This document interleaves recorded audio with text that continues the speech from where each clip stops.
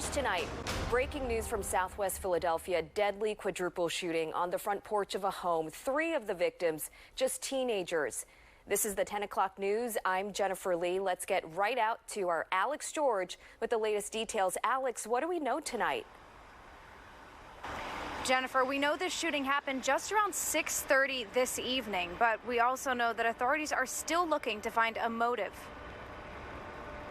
There were several people that were shot by gunfire. It's unclear who, if any of the gunshot victims were actually individuals who were shooters themselves. That's still under investigation at this time. On the 1000 block of South 51st Street, early this evening, gunfire sounded off through the neighborhood. There were 4 total gunshot victims that we know of at this point, and one of them was pronounced at 6:55 at Presbyterian Hospital. Police say 2 parties were shooting at each other from across the street and that there were 26 shell casings found. Based on the information that we have thus far, no one inside the home was shot. However, given the crossfire, several homes on both sides of the block were struck by gunfire, as were several parked cars. The victims were one 16-year-old boy, one 17-year-old boy, one 18-year-old boy who passed away, and one 22-year-old. That 17-year-old is still fighting for his life. A 17-year-old male was shot 4 times. He was rushed to Presbyterian Hospital, where he's currently listed in critical but stable condition. Onlookers say there might have been some kind of family gathering or celebration at the house before the shooting happened. It does appear that there was a family gathering.